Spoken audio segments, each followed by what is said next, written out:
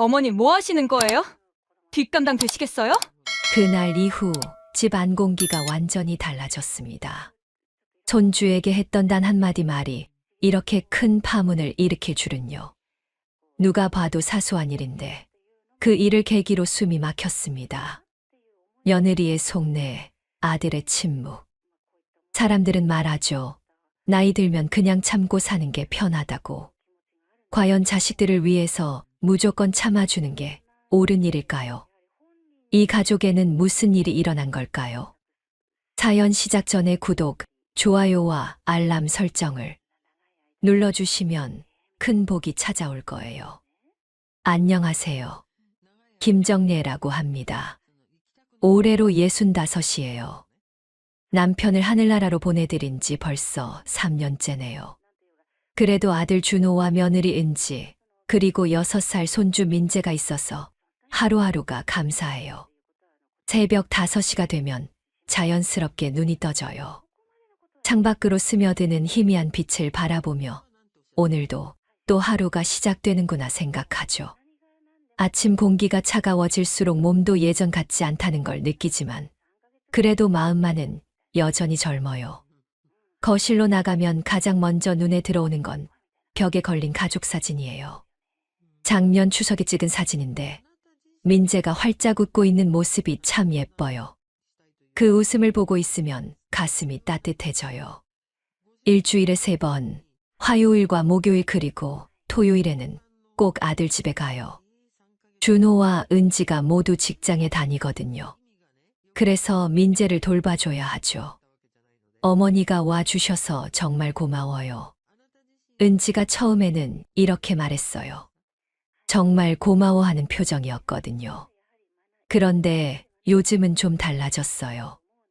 예전만큼 반가워하지 않는 것 같아요. 그래도 민재만 보면 모든 피로가 사라져요. 할머니, 할머니 왔어. 현관문이 열리자마자 달려오는 민재의 목소리를 들으면 가슴이 벅차오르죠. 작은 두 팔로 제 허리를 꽉 안아주는 그 순간이 하루 중 가장 행복한 시간이에요. 민재를 돌보는 일은 전혀 힘들지 않아요. 오히려 즐거워요. 함께 그림도 그리고 책도 읽어주고 때로는 근처 놀이터에 가서 그네도 밀어줘요. 민재가 웃을 때마다 가슴속이 환해져요. 점심시간이 되면 늘 반찬통을 챙겨가요. 미역국이나 된장찌개, 그리고 민재가 좋아하는 계란말이까지. 아들 내외가 바쁘니까 제대로 된 집밥을 먹어야 한다고 생각해요. 어머니, 이렇게까지 안 하셔도 되는데요. 은지가 가끔 이런 말을 해요. 표정이 좀 어색해 보일 때가 있거든요. 그래도 고마워하는 거겠죠. 청소도 틈틈이 해줘요. 화장실 청소나 설거지 정도는 당연한 거라고 생각해요. 젊은 사람들이 맞벌이 하느라 얼마나 힘들겠어요. 조금이라도 도움이 되고 싶어요. 그런데 최근 들어 은지의 말투가 조금씩 변하고 있어요. 요즘 세대는 각자 알아서 하는 게 좋다고 하더라고요. 너무 신경 쓰지 마세요. 이런 말들을 자주 해요. 예전처럼 따뜻하지 않아요. 뭔가 거리를 두려는 것 같기도 하고요. 어느 목요일이었어요. 평소처럼 반찬을 가져갔는데 은지가 냉장고 앞에서 한참 서 있더라고요. 또 반찬을 가져오셨네요. 그 말을 할 때 은지의 표정이 조금 굳어 보였어요. 뭔가 부담스러워하는 것 같았죠. 그래도 웃으며 받아주긴 했지만요. 민재를 재우고 집으로 돌아오는 길에 계속 생각이 났어요. 혹시 너무 자주 가는 걸까요? 아니면 반찬이 부담스러운 걸까요? 그래도 민재만 보면 그런 생각들이 다 사라져요. 할머니를 찾는 그 순수한 눈빛을 보면 가슴이 뭉클해져요. 아무리 바빠도 아무리 힘들어도 민재를 위해서라면 뭐든 할 수 있어요. 저녁 시간이 되면 혼자 집에서 드라마를 봐요. 요즘 나오는 드라마들은 내용이 좀 복잡하긴 하지만 그래도 재미있어요. 특히 가족 드라마를 볼 때면 우리 가족 생각이 많이 나요. 밤이 되면 민재 걱정부터 해요. 잘 자고 있을까? 이불은 잘 덮고 있을까? 그런 생각들이 자꾸 들어요. 벌써 3년째 이런 일상을 보내고 있어요. 남편이 없어서 외롭긴 하지만 그래도 가족이 있어서 견딜만 해요. 아들과 며느리가 건강하고 민재가 잘 자라주는 것만으로도 충분해요. 그런데 왜일까요? 요즘 들어 은지의 표정이 자꾸 신경 쓰여요. 예전처럼 환하게 웃지 않는 것 같아요. 혹시 제가 모르는 무슨 문제라도 있는 걸까요? 아무래도 며느리 마음이라는 게 복잡할 수도 있겠죠. 시어머니가 자주 오면 부담스러울 수도 있고요. 그래서 요즘은 조금 더 조심스럽게 행동하려고 해요. 하지만 민재만큼은 포기할 수 없어요. 그 아이가 제 유일한 낙이거든요. 그 작은 손이 제 손을 잡을 때, 그 맑은 목소리로 할머니라고 부를 때, 세상 모든 것이 괜찮아지는 것 같아요. 내일도 또 아들 집에 가야겠어요. 민재가 기다리고 있을 테니까요. 그날은 목요일이었어요. 평소처럼 아들 집에 가서 민재와 함께 시간을 보내고 있었죠. 오후 3시쯤이었을 거예요. 민재가 유치원에서 돌아온 지 얼마 되지 않았는데 아이 표정이 좀 어두워 보였어요. 평소에는 할머니를 보면 바로 달려와서 안기는데 그날은 조금 다르더라고요. 민재야, 왜 그래? 무슨 일 있었어? 소파에 앉아서 민재를 무릎에 앉혔어요. 아이의 작은 어깨가 조금 움츠러들어 있었죠. 할머니, 원에서 선생님이 혼냈어. 민재가 작은 목소리로 말했어요. 눈가가 조금 빨갛더라고요. 울었던 것 같았어요. 왜 혼냈대? 친구를 밀었대. 그런데 그 친구가 먼저 장난감을 뺏어갔는데 민재의 목소리가 점점 작아졌어요. 아이 나름대로는 억울했던 모양이에요. 그때 현관문이 열리는 소리가 들렸어요. 유치원에서 전화가 왔나 봐요. 은지가 일찍 퇴근한 것 같았죠. 민재야, 할머니가 말씀드릴게. 민재를 조용히 안아주면서 천천히 말을 시작했어요. 민재야, 친구가 장난감을 가져갔다고 해서 밀면 안 되지. 그러면 친구가 다칠 수도 있잖아. 아이의 눈을 바라보며 부드럽게 말했어요. 민재가 고개를 끄덕였죠. 다음에는 선생님께 말씀드려야 해. 혼자 해결하려고 하면 안 돼. 알겠지? 응, 할머니. 민재가 작은 목소리로 대답했어요. 아이의 머리를 쓰다듬어 주었죠. 그때였어요. 현관문이 거칠게 열리면서 은지가 들어왔어요. 가방을 바닥에 던지듯 놓더니 바로 거실로 달려왔죠. 어머니, 민재한테 뭐 하셨어요? 은지의 목소리가 날카로웠어요. 얼굴이 상기되어 있었죠. 평소와는 완전히 다른 모습이었어요.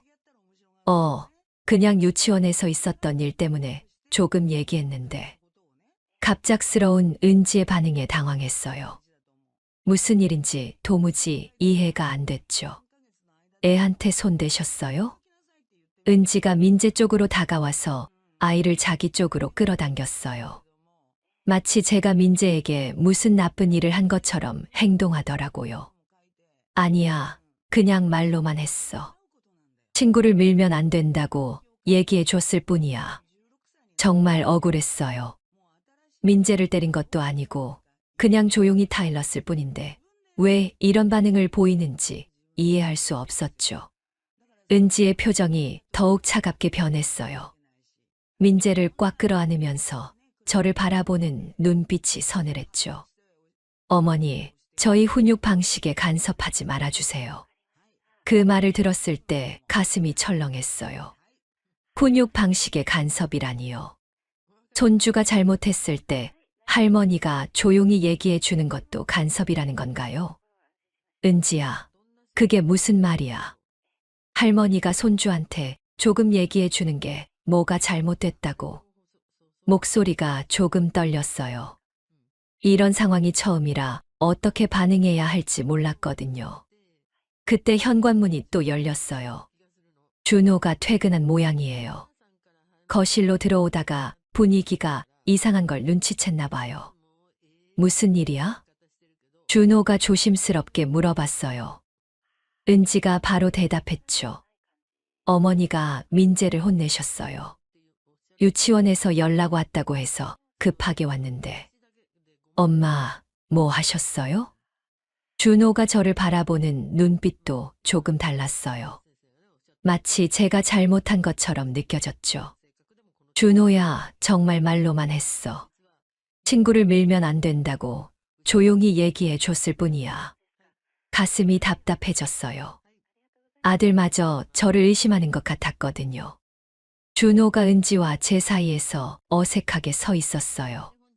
한참 고민하는 것 같더니 조심스럽게 입을 열었죠. 엄마, 요즘은 애한테 함부로 그러면 안 돼요. 훈육은 부모가 하는 거고. 그 순간 머리가 하얘졌어요. 함부로 그러면 안 된다니요. 손주를 사랑하는 마음으로 조용히 타일렀는데 그게 함부로 하는 거라는 건가요? 민재가 세 사람 사이에서 불안해하며 은지 품에 더 깊이 파고들었어요. 아이도 이 상황이 어색한가 봐요. 알았어. 더 이상 말하고 싶지 않았어요. 가슴이 너무 아팠거든요. 손주를 위해서 한 일인데 이렇게 오해받을 줄 몰랐어요. 가방을 챙겨서 현관으로 향했어요. 뒤에서 준호가 뭔가 말하려는 것 같았지만 듣고 싶지 않았죠. 민재야, 할머니가 먼저 가볼게. 민재에게 인사를 하려고 했는데 은지가 아이를 더 꽉 끌어안았어요. 마치 저에게서 민재를 보호하려는 것처럼요. 집으로 돌아오는 길이 참 길게 느껴졌어요. 버스 안에서 계속 생각했죠. 정말 제가 잘못한 걸까요? 손주가 친구를 밀었다는 얘기를 듣고 조용히 타일렀는데 그게 그렇게 큰 잘못인가요? 예전에는 할머니가 손주를 돌보고 가르치는 게 당연한 일이었는데 요즘은 다른가 봐요. 세상이 많이 변했나 봐요. 집에 도착해서도 마음이 편하지 않았어요. 저녁을 차려놓고도 입맛이 없었죠. 계속 오늘 일이 머릿속에 맴돌았어요. 은지의 차가운 표정이 자꾸 떠올랐어요. 그리고 준호가 은지 편을 든 것도요. 아들이 제 편을 들어줄 거라고 생각했는데 그게 아니었어요. 밤이 늦었는데도 잠이 오지 않았어요. 혹시 민재가 할머니를 무서워하게 된 건 아닐까 걱정됐거든요. 그 순수한 아이에게 할머니가 나쁜 사람으로 비춰진 건 아닐까요? 다음 날부터는 아들 집에 가기가 조심스러워졌어요. 혹시 또 무슨 일이 생기면 어떡하나 하는 생각이 들었죠. 그래도 민재가 보고 싶었어요. 그 작은 목소리로 할머니라고 부르는 소리가 그리웠거든요. 하지만 뭔가 예전과는 달라진 게 느껴졌어요. 이번 일이 단순한 오해로 끝날 일이 아니라는 생각이 들었죠. 그 사건 이후로 며칠이 지났어요. 평소라면 은지가 안부 전화라도 했을 텐데 연락이 전혀 없었죠. 화요일이 되었어요. 늘 가던 날이었는데 망설여졌어요. 혹시 또 무슨 일이 생기면 어떡하나 싶었거든요. 그래도 민재가 보고 싶어서 전화를 걸어봤어요. 여보세요, 은지야. 네, 어머니. 은지의 목소리가 차갑게 들렸어요. 예전처럼 반가워하는 기색이 전혀 없었죠. 오늘 갈까 했는데 괜찮을까? 오늘은 제가 일찍 들어와서 괜찮을 것 같아요. 그 말을 들었을 때 가슴이 싸해졌어요. 괜찮다는 게 오지 말라는 뜻인 걸 알 수 있었거든요. 그래, 알았어. 민재 잘 지내지? 네, 잘 지내요. 짧은 대답뿐이었어요. 더 이상 묻고 싶었지만 분위기상 그럴 수 없었죠. 목요일도 마찬가지였어요. 문자를 보내봤는데 답장이 없었어요. 읽음 표시는 떠 있었는데 무시하는 것 같았죠. 일주일이 지나고 2주일이 지났어요. 그동안 민재를 한 번도 보지 못했어요. 마음이 답답해서 견딜 수 없었죠. 그러던 어느 날 준호에게 전화가 왔어요. 엄마, 민재 생일이 이번 주 토요일인데 아시죠? 그럼 당연히 알지. 케이크는 어떤 걸로 준비할까? 기대에 찬 마음으로 대답했어요. 손주 생일만큼은 함께 해야 한다고 생각했거든요. 그게, 엄마, 이번에는 오시지 마세요. 준호의 목소리가 조심스러웠어요. 하지만 그 말이 제 귀에는 천둥처럼 들렸죠. 뭐라고? 손주 생일에 할머니가 왜 못 가? 은지 친정어머니가 오시거든요. 그래서 좀 복잡할 것 같아서요. 이해할 수 없었어요. 친정어머니가 온다고 해서 시할머니가 못 가는 이유가 뭔가요? 준호야, 할머니도 손주 생일은 함께 해야 하는 거 아니야? 엄마, 이해해 주세요. 은지가 좀 예민해져 있어서요. 결국 아들마저 며느리 편을 들고 있었어요. 그 순간 정말 서러웠죠. 그날 밤 잠을 이룰 수 없었어요. 민재가 생일 케이크 앞에서 촛불을 끄는 모습을 상상하면서 눈물이 났어요. 할머니 없이도 아이가 행복해 할까요? 토요일이 되었어요. 하루 종일 집에 있으면서 시계만 바라봤죠. 지금쯤 민재가 생일 축하를 받고 있을 텐데 할머니는 여기서 혼자 앉아 있어야 하는 거예요. 오후 5시쯤 되었을 때 초인종이 울렸어요. 아래층 미자 여사였어요. 정래야, 얼굴이 왜 그래? 무슨 일 있어? 미자 여사가 걱정스러운 표정으로 물어봤어요. 그동안 혼자 소가리만 하다가 누군가에게 말할 수 있게 되니까 눈물이 터졌어요. 미자 여사, 요즘 은지가 너무 이상해요. 모든 걸 다 얘기했어요. 민재 훈육 사건부터 오늘 생일 파티에서 제외된 것까지요. 미자 여사가 혀를 찼어요. 아이고, 정래야. 요즘 며느리들은 정말 다르더라. 이유 있으면 바로 끊어버린다니까. 그래도 손주 생일에 할머니를 빼는 건 너무하지 않아요? 그러니까 말이야. 예전에는 상상도 못할 일이지. 그런데 말이야, 정래야. 미자 여사가 조심스럽게 말을 이었어요. 너무 잘해줘도 탈이야. 며느리들이 부담스러워하거든. 특히 요즘 세대는. 잘해주는 게 잘못인가요? 잘못은 아니지. 그런데 방식이 달라진 거야. 예전처럼 하면 간섭으로 받아들이는 경우가 많아. 미자 여사의 말이 마음에 와닿았어요. 하지만 여전히 이해가 안 됐죠. 손주를 사랑하는 할머니 마음을 왜 간섭이라고 받아들이는 걸까요? 그래도 민재만큼은 할머니를 좋아하잖아요. 그게 문제일 수도 있어. 아이가 할머니를 너무 따르면 엄마가 질투를 느낄 수도 있거든. 질투라니요. 며느리가 시어머니에게 질투를 느낀다는 게 말이 되나요? 같은 아이를 사랑하는 마음인데요. 미자 여사가 돌아간 후에도 계속 생각했어요. 정말 제가 너무 잘해준 게 문제였을까요? 반찬을 해서 가져가고, 청소를 도와주고, 민재를 돌봐주는 게 잘못된 일이었을까요? 그날 밤 민재에게서 전화가 왔어요. 할머니, 왜 안 왔어? 할머니 없으니까 재미없어. 민재의 목소리를 들으니까 가슴이 터질 것 같았어요. 할머니도 가고 싶었는데 다른 할머니가 와서 못 갔어. 다음에는 와, 약속해. 응, 꼭 갈게. 하지만 정말 갈 수 있을지 확신이 서지 않았어요. 전화를 끊고 나서 한참을 앉아 있었어요. 이런 상황이 계속될까봐 무서웠거든요. 혹시 앞으로도 민재를 못 보게 되는 건 아닐까요? 다음 주가 되어도 연락이 없었어요. 은지는 여전히 전화를 받지 않았고 문자도 무시했어요. 준호도 바쁘다는 핑계로 연락을 피하는 것 같았죠. 어느 날 마트에서 우연히 은지 직장 동료를 만났어요. 어머니, 안녕하세요. 은지 씨 어머니시죠? 네, 안녕하세요. 요즘 은지 씨가 좀 힘들어 하시더라고요. 육아 스트레스가 심하신 것 같아요. 그 말을 들으니까 미안한 마음이 들었어요.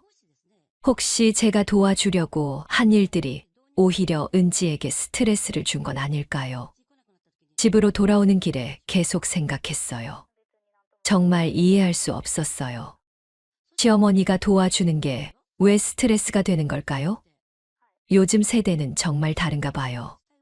그래도 포기할 수는 없었어요. 민재가 있잖아요. 그 아이만큼은 할머니가 지켜줘야 해요. 하지만 마음 한구석이 계속 불안했어요. 이런 상황이 언제까지 계속될지, 그리고 결국 어떻게 될지 알 수 없었거든요. 뭔가 크게 잘못되어 가고 있다는 느낌이 들었어요. 작은 오해로 시작된 일이 이렇게 커질 줄은 몰랐죠. 2주일이 더 지났어요. 견딜 수가 없었어요. 민재 목소리가 자꾸 귓가에 맴돌았거든요.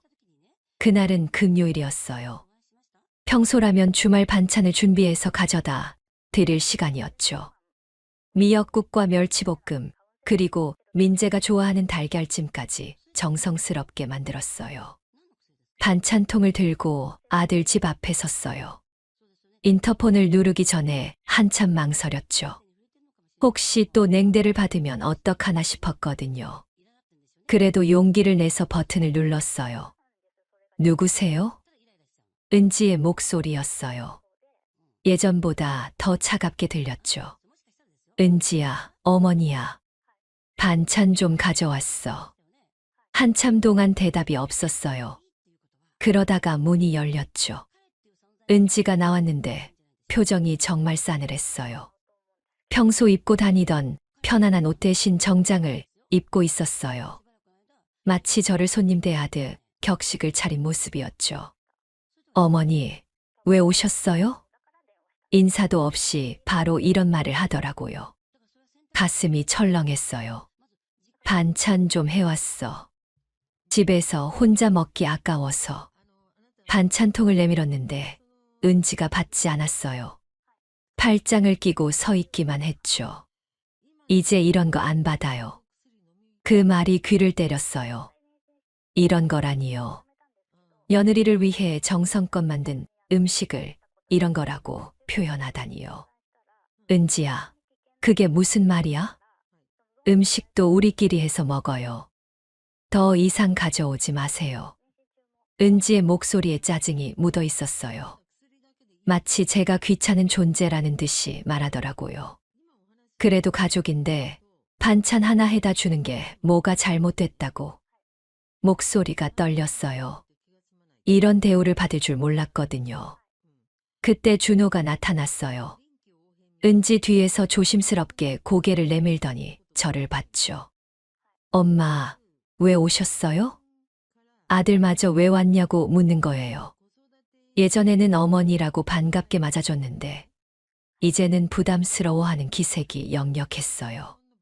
준호야, 반찬 좀 해왔는데 받지도 않네.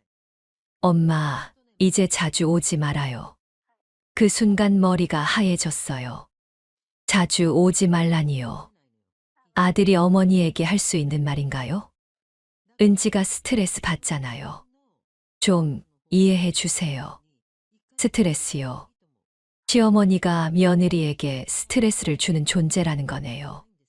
그동안 도와주려고 했던 모든 일들이 스트레스였다는 말이군요. 준호야, 할머니가 손주 보는 것도 스트레스야. 그게 아니라 너무 자주 오시니까. 자주요. 일주일에 3번 가는 게 자주라는 거예요. 맞벌이 며느리를 도와주려고 했던 제 마음은 아무것도 아닌 거네요. 은지가 한 걸음 더 나섰어요. 어머니, 앞으로는 연락하지 않으면 오지 마세요. 저희가 필요할 때 연락드릴게요. 필요할 때 연락하겠다고요. 시어머니를 필요에 따라 부르고 내치는 존재로 생각하는 거군요. 반찬통을 제 손에 다시 밀어넣더라고요. 그 순간 정말 모욕감이 들었어요. 현관 앞에서 음식을 거절당하는 이 상황이 너무 치욕스러웠죠. 민재는 잘 지내지? 마지막으로 손주라도 보고 싶었어요. 민재는 저희가 알아서 할게요. 걱정하지 마세요. 은지가 차갑게 대답했어요. 손주까지 저에게서 멀어뜨리려는 거군요. 더 이상 서 있을 수가 없었어요. 고개를 돌리고 엘리베이터로 향했어요.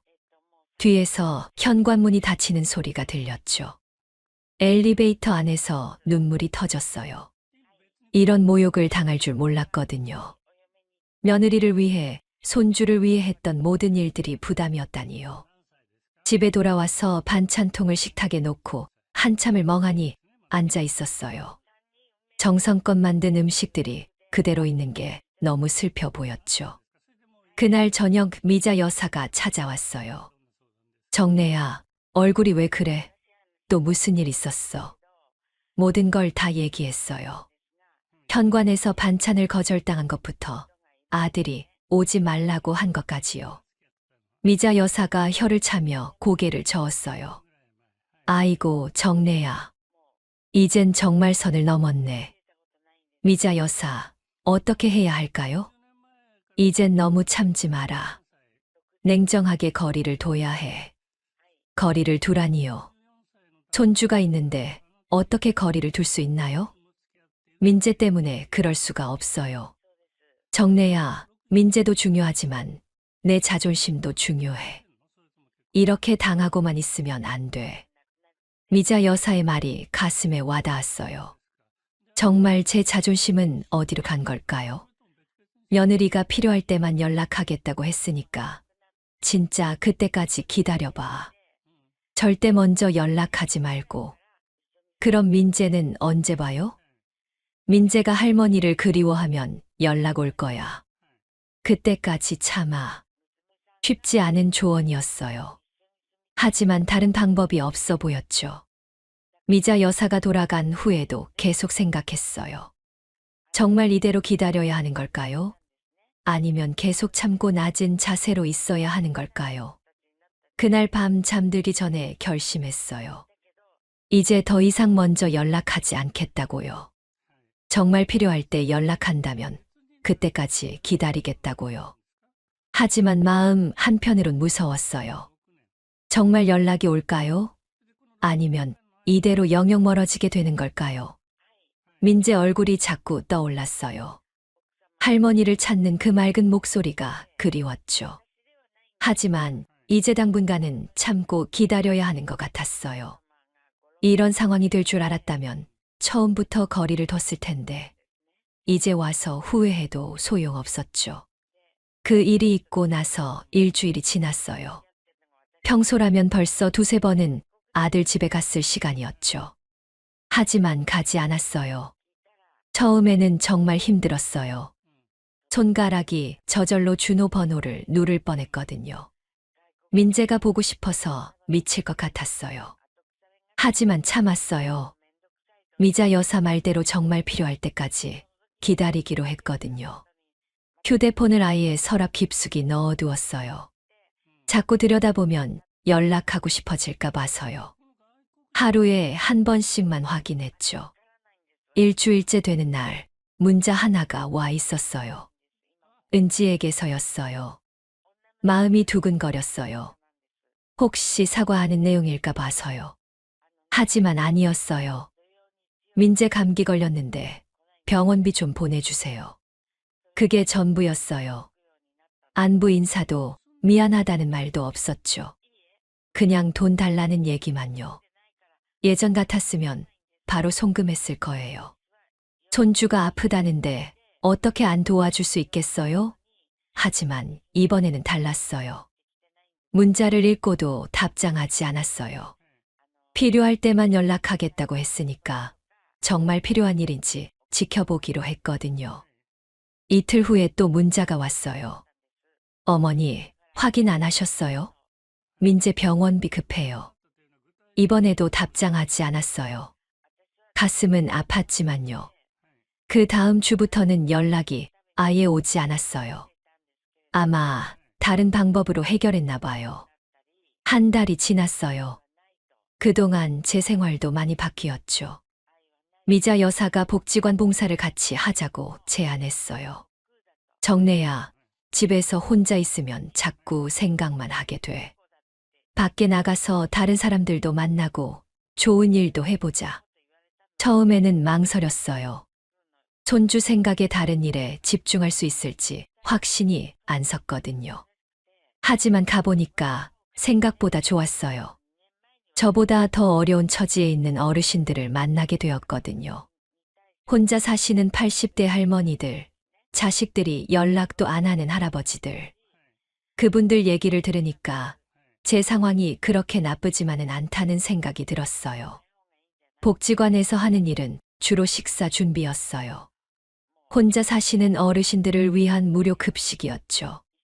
아침 일찍 가서 재료를 다듬고 음식을 만들고 설거지까지 했어요. 바쁘게 움직이다 보니까 시간이 금세 지나갔죠. 정래 씨, 손이 정말 빠르시네요. 다른 봉사자들이 칭찬해 줄 때마다 기분이 좋았어요. 오랜만에 누군가에게 인정받는 기분이었거든요. 점심시간이 되면 어르신들이 오셨어요. 혼자 드시는 분들이 대부분이었죠. 가끔 저에게 고마워하는 말씀을 해주실 때면 뿌듯했어요. 집에서는 혼자라는 생각만 들었는데 여기서는 누군가에게 도움이 되고 있다는 느낌이 들었어요. 2달째가 되었을 때 복지관 사회복지사가 말했어요. 정래 씨, 요즘 표정이 많이 밝아지셨어요. 정말 그런 것 같았어요. 거울을 보면 예전보다 얼굴에 생기가 돌았거든요. 물론 민재 생각은 여전히 났어요. 특히 밤에 혼자 있을 때는 더 그랬죠. 하지만 예전처럼 하루 종일 그 생각만 하지는 않았어요. 어느 날 마트에서 장을 보는데 민재 또래 아이를 봤어요. 순간 가슴이 찡했지만 예전처럼 눈물이 나지는 않았어요. 이젠 나를 소중히 해야지. 그런 생각이 들었어요. 그동안 너무 남들만 생각하고 살았나 봐요. 며느리 눈치만 보고 손주만 생각하고. 복지관에서 만난 김 할머니가 어느 날 말씀하셨어요. 정래야, 자식들한테 너무 매달리지 마. 나도 그러다가 혼만 났어. 김 할머니는 아들 내외에게 집까지 뺏기고 혼자 쪽방에서 사시는 분이었어요. 그 얘기를 들으니까 제 상황이 그래도 낫다는 생각이 들었죠. 3달째가 되었을 때 준호에게서 전화가 왔어요. 오랜만에 듣는 아들 목소리였어요. 마음이 설렜지만 차분하게 받았죠. 엄마, 요즘 어떻게 지내세요? 응, 잘 지내고 있어. 복지관에서 봉사한다고 들었는데 몸은 괜찮으세요? 누가 얘기했을까요? 아마 동네 누군가가 봤나 봐요. 응, 괜찮어. 오히려 생활에 활력이 생겼어. 그래요? 그럼 다행이네요. 준호의 목소리가 조금 어색했어요. 뭔가 더 말하고 싶어 하는 것 같았지만 하지 않더라고요. 민재는 잘 지내지? 네, 잘 지내요. 그런데 요즘 할머니 얘기를 자주 해요. 그 말을 들으니까 가슴이 뛰었어요. 하지만 내색하지 않았죠. 그래? 뭐라고 하는데? 보고 싶다고 언제 오시냐고 물어봐요. 민재도 저를 그리워하고 있구나 싶었어요. 하지만 먼저 손 내밀지는 않기로 했죠. 그래, 알았어. 짧게 대답하고 전화를 끊었어요. 그날 밤 오랜만에 마음이 편했어요. 민재가 저를 기억하고 있다는 것만으로도 위로가 됐거든요. 이제 정말 기다려보기로 했어요. 진심으로 필요할 때까지요. 3달째 접어들던 어느 날이었어요. 복지관에서 봉사를 마치고 집에 돌아왔는데 휴대폰에 부재중 전화가 여러 개 있었어요. 모두 준호에게서 온 전화였죠. 뭔가 급한 일이 있나 봤어요. 전화를 걸어봤어요. 엄마, 왜 전화 안 받으세요? 얼마나 급한데. 준호의 목소리가 다급했어요. 뭔가 큰일이 생긴 것 같았죠. 복지관에 있었어. 무슨 일이야? 은지가 갑자기 해고됐어요. 뭐라고? 순간 놀랐어요. 은지가 다니던 회사는 꽤 큰 곳이었거든요. 구조조정으로 퇴직하게 됐대요. 갑자기 통보받았어요. 준호의 목소리에 당황스러움이 묻어났어요. 아마 집안 경제가 한순간에 어려워진 거겠죠. 그래서 제 월급만으로는 생활이 힘들어요. 은지가 급하게 알바라도 구해야 한다고 해서요. 상황을 짐작할 수 있었어요. 그동안 맞벌이로 여유롭게 지내던 생활이 갑자기 팍팍해진 거군요. 그런데 내가 뭘 어떻게 해줄 수 있는데. 그게 내일 은지가 면접을 봐야 하는데. 준호가 말을 흐렸어요. 무슨 말을 하려는지 대충 짐작이 됐죠. 그래서 혹시 내일 하루만 민재 좀 봐주실 수 있을까요? 결국 나왔네요. 필요할 때가 되니까 연락하는 거죠. 그동안 거리를 두라고 했던 건 다 어디 갔는지요. 한동안 말이 없었어요. 마음속으로는 여러 가지 생각이 들었거든요. 손주가 보고 싶었던 것도 사실이고 며느리가 힘든 상황인 것도 이해됐어요. 하지만 달랐어요. 예전에 제가 아니었거든요. 미안하지만 나도 이제 내 일정이 있어. 엄마, 그게 무슨 말이에요? 준호가 당황한 목소리로 물었어요. 아마 당연히 도와줄 거라고 생각했나 봐요. 복지관 봉사가 있다고. 내일은 특히 중요한 행사가 있어서 빠질 수가 없어. 거짓말이었어요. 하지만 필요한 거짓말이라고 생각했죠. 엄마, 그런 거 하루 빼먹는다고 어떻게 되는 건 아니잖아요. 그런 거라고 했네요. 제 일을 그런 거라고 표현하는군요. 은지와 똑같네요. 준호야, 너도 그런 거라고 생각하는구나. 그게 아니라 지금 급한 상황이잖아요. 급한 상황일 때만 찾는 거지. 목소리가 차가워졌어요. 그동안 참았던 감정들이 올라오기 시작했거든요. 엄마, 왜 그렇게까지 해요? 그렇게까지요. 저도 그렇게까지 하는 사람이 되었네요. 준호야, 나도 인간이야. 갑자기 왜 그런 말을 하세요? 나를 무시한 건 너네들이야. 음식 가져오지 말라고, 자주 오지 말라고, 스트레스 준다고 했잖아. 그동안 삭혔던 말들이 터져 나왔어요. 그건 그때 상황이고요. 그때 상황, 그럼 지금은 다른 상황이라는 거야? 준호가 한동안 말이 없었어요. 뭐라고 대답해야 할지 모르는 것 같았죠. 엄마, 그래도 가족인데. 가족이면 평소에도 가족 대접을 했어야지. 필요할 때만 가족이야? 제 목소리가 점점 높아졌어요. 그동안 억눌렀던 화가 치밀어 올랐거든요. 그때 뒤에서 은지 목소리가 들렸어요. 준호야, 누구랑 통화해? 엄마랑. 뭐라고 하셔? 은지가 전화를 바꿔 받았어요. 어머니, 내일 정말 급해요. 이 일자리 놓치면 당분간 다른 일 구하기 힘들어요. 은지의 목소리에 절박함이 묻어났어요. 하지만 예전 같은 동정심이 들지 않았어요. 은지야, 이런 거 안 받는다고 했잖아. 우리끼리 알아서 한다고 했고, 제가 했던 말을 그대로 돌려줬어요. 그건 상황이 달라졌잖아요. 상황이 달라지면 시어머니를 마음대로 부르고 내칠 수 있는 거야? 은지가 할 말을 못하고 있었어요. 어머니, 정말 급해요. 제발 도와주세요. 제발이라는 말까지 나왔네요. 그동안 저에게 그런 말 한번 해본 적 없으면서요. 은지야, 나도 요즘 세대처럼 각자 알아서 하는 게 좋겠어. 제가 했던 말을 그대로 써먹었어요. 은지가 숨소리가 거칠어지는 게 들렸죠.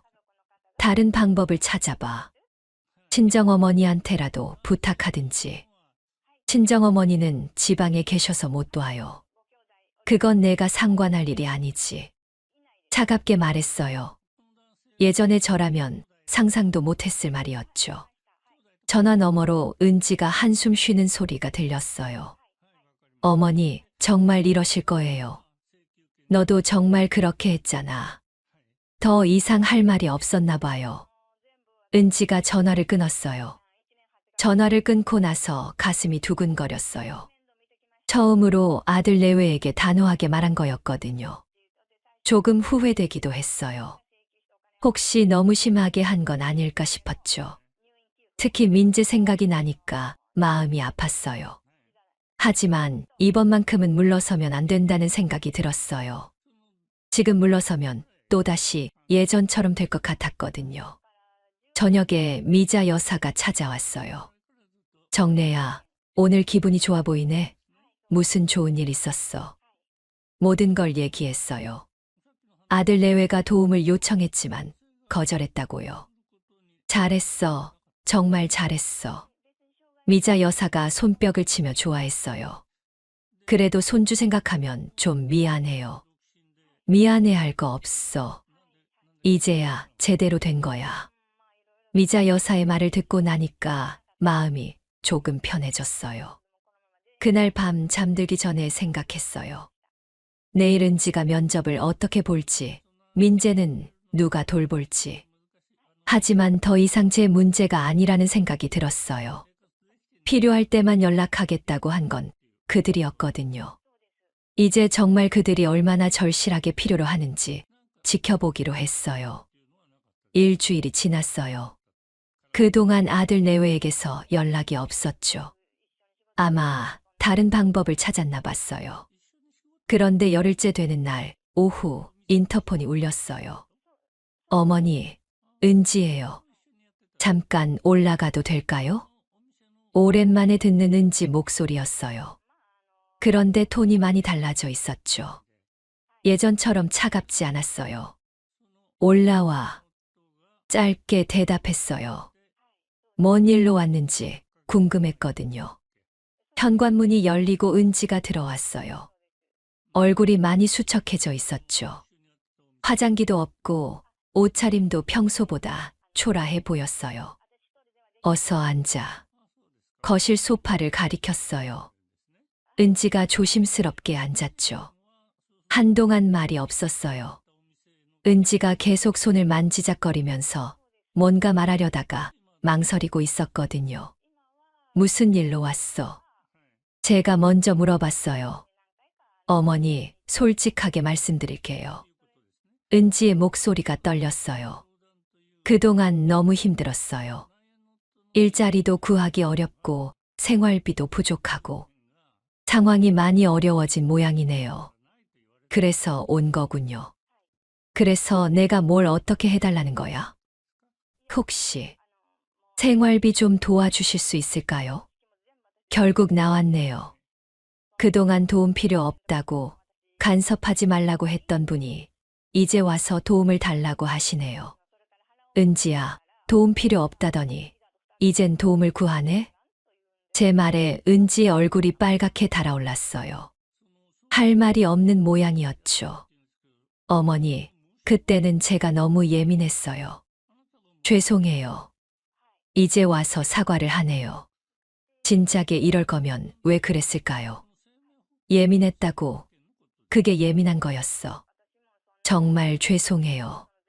어머니한테 너무 심하게 했어요. 눈물까지 글썽이더라고요. 하지만 예전처럼 동정심이 들지 않았어요. 은지야, 나도 그때 정말 상처받았어. 특히 반찬 가져온 걸 현관에서 되돌려받을 때.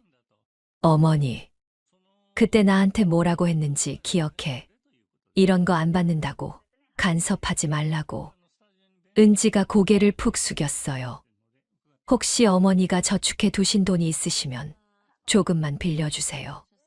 꼭 갚을게요. 아, 돈 얘기를 하네요. 그런데 어떻게 제가 돈이 있다는 걸 알았을까요? 누가 그런 얘기했어? 준호가. 어머니 통장에 꽤 돈이 있다고 들었다고 해서요. 아들이 얘기했나 봐요. 그런데 어떻게 알았을까요? 그래, 있어. 그런데 왜 그게 내 몫이라고 생각해? 은지가 깜짝 놀란 표정을 지었어요. 어머니가 돌아가시면 어차피 준호가 상속받을 거 아니에요. 참 뻔뻔하네요. 제가 살아있는데 벌써 유산 생각을 하고 있었군요.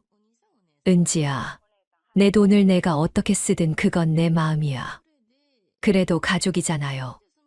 또 가족 타령이네요. 평소엔 가족 취급도 안 하더니 돈 얘기만 나오면 가족이군요.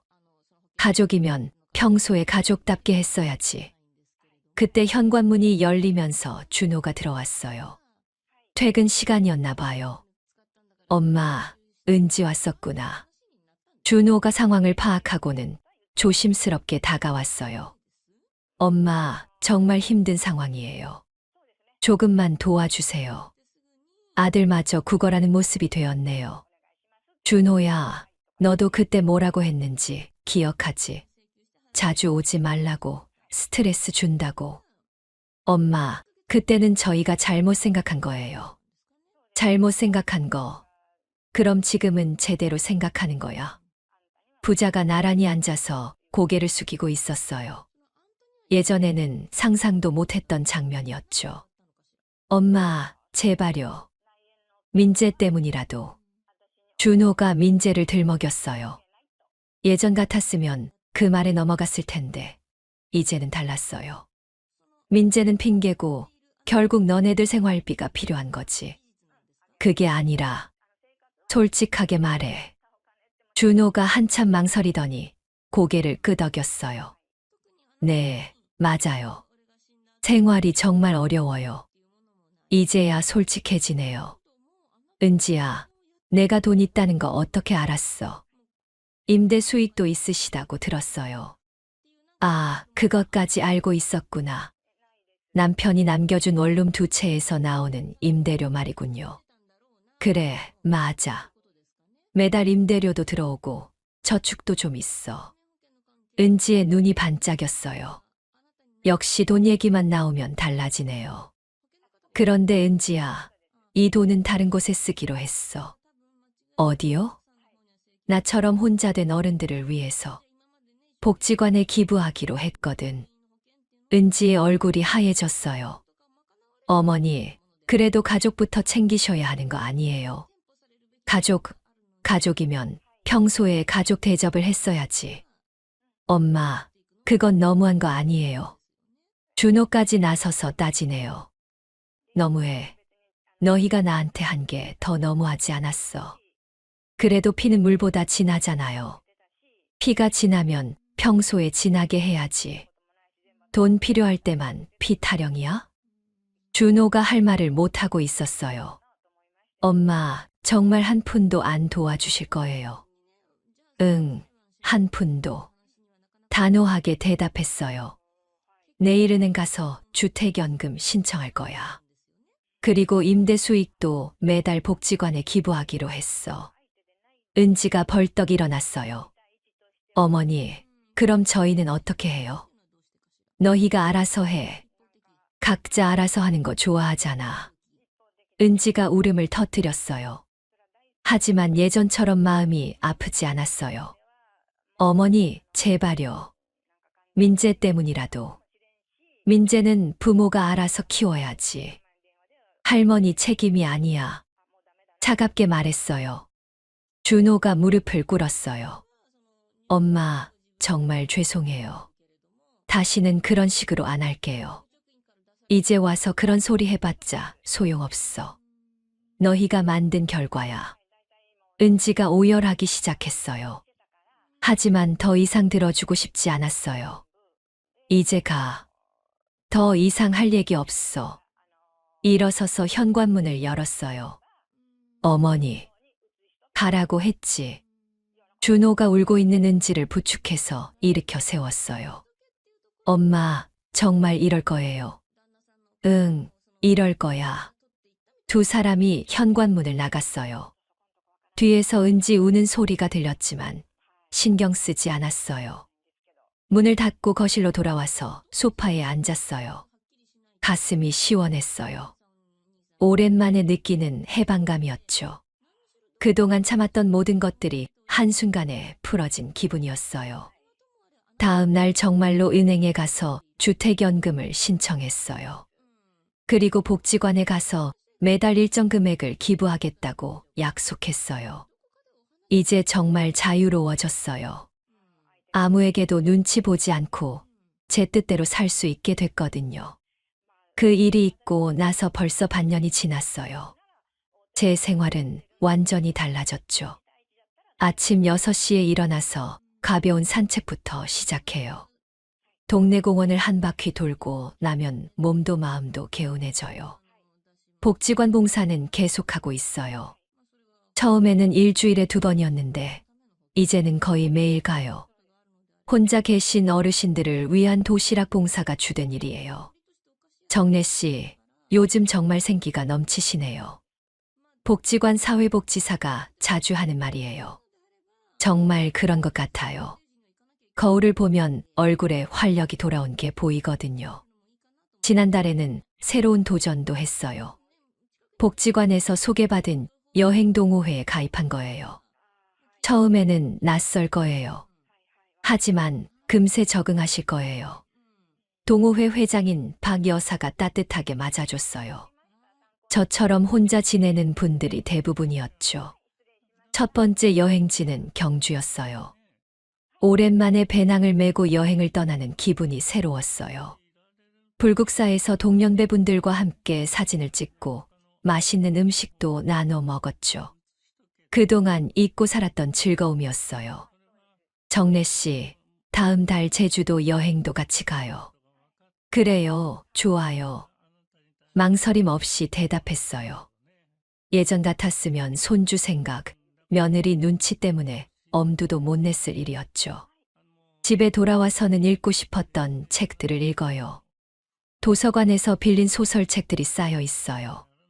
조용한 오후에 차 한 잔과 함께하는 독서, 시간이 참 평화로워요. 한 달 전부터는 민재와 영상통화를 하고 있어요. 아들이 먼저 연락을 해왔거든요. 엄마, 민재가 할머니 보고 싶다고 계속 그래요. 영상통화라도 할 수 있을까요? 처음에는 망설였어요. 하지만 손주까지 멀리할 이유는 없다고 생각했죠. 할머니 어디 있었어? 민재의 밝은 얼굴을 보니까 가슴이 따뜻해졌어요. 그동안 얼마나 보고 싶었는지 모르겠어요. 할머니는 여행도 다니고 좋은 일도 하고 있었어. 할머니, 언제 와? 할머니는 바쁘거든. 대신 이렇게 영상으로 자주 만나자. 민재가 고개를 끄덕였어요. 예전처럼 서운해하지 않더라고요. 일주일에 2번씩 영상통화를 해요. 민재가 유치원에서 있었던 일을 얘기해주고 제가 여행에서 찍은 사진도 보여줘요. 할머니, 나도 커서 여행 갈 거야. 그래, 민재도 할머니처럼 멋진 곳 많이 다녀. 영상통화를 통해서도 충분히 소통할 수 있다는 걸 알았어요. 오히려 서로에게 부담 없이 만날 수 있어서 더 좋은 것 같아요. 아들 부부는 요즘 많이 달라진 것 같아요. 가끔 안부 문자를 보내거든요. 어머니, 건강하게 지내세요. 민재가 할머니 안부 묻더라고요. 짧은 문자지만 예전보다는 정중해졌어요. 아마 그동안 제가 얼마나 도움이 되는 존재였는지 깨달았나 봐요. 은지도 한 번 복지관까지 찾아왔어요. 어머니, 죄송해요. 그동안 정말 철없이 굴었어요. 이제 와서 그런 얘기 하지 마. 다 지난 일이야. 어머니가 이렇게 좋은 일 하고 계신 줄 몰랐어요. 복지관을 둘러보더니 감탄하더라고요. 사람은 누구나 자기 삶이 있는 거야. 나도 이제 내 삶을 살고 있어. 은지가 고개를 끄덕였어요. 예전의 교만한 모습은 찾아볼 수 없었죠. 어머니, 정말 존경해요. 존경까지는 아니고 그냥 내가 하고 싶은 일 하는 거야. 그 후로 은지는 다시 오지 않았어요. 하지만 가끔 민재 사진을 보내주더라고요. 나름대로 관계를 회복하려고 노력하는 것 같아요. 어제는 복지관에서 새로운 제안을 받았어요. 정래 씨, 혹시 요리 강사를 해보실 생각 없으세요? 요리 강사요? 젊은 며느리들한테 전통 요리를 가르쳐 주는 프로그램이에요. 생각해보니 재미있을 것 같았어요. 그동안 쌓은 요리 경험을 나눌 수 있는 기회잖아요. 해보겠어요. 새로운 도전이 기대돼요. 저녁에 혼자 있을 때면 가끔 생각해요. 만약 그때 계속 참고 살았다면 어땠을까요? 아마 지금처럼 자유롭지 못했을 거예요. 여전히 눈치 보고 서러워하면서 살았겠죠. 그때 결심한 게 정말 잘한 일이라는 생각이 들어요. 사람은 나이가 들어도 변할 수 있다는 걸 배웠어요. 아니, 나이가 들었기 때문에 더 과감하게 변할 수 있는 건지도 모르겠어요.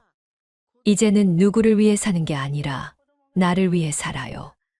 내가 하고 싶은 일을 하고, 내가 만나고 싶은 사람들을 만나고, 내가 가고 싶은 곳에 가요.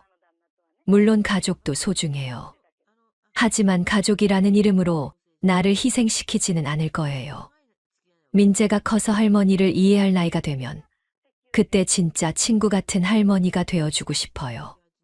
서로 존중하고 배려하는 관계로요. 내일은 제주도 여행을 떠나요. 동호회 분들과 함께 이틀 동안 여행할 예정이에요. 가방을 싸면서 설레는 마음이 들어요. 이런 기분을 느낀 게 정말 오랜만이에요. 인생이 이렇게 다시 시작될 수 있다는 게 신기해요. 65의 나이에 말이에요. 지금 이 영상을 보고 계신 분들께도 하고 싶은 말이 있어요. 나이는 숫자일 뿐이에요. 언제든 새로운 삶을 시작할 수 있어요. 가족에게 헌신하는 것도 좋지만 자기 자신을 잃어버리면 안 돼요. 나를 소중히 여기는 것부터가 진정한 사랑의 시작이라고 생각해요. 오늘 이야기가 도움이 되었다면 구독과 좋아요, 그리고 알림 설정 부탁드려요. 여러분의 응원이 큰 힘이 됩니다. 그럼 다음에 또 좋은 이야기로 찾아뵐게요. 감사합니다.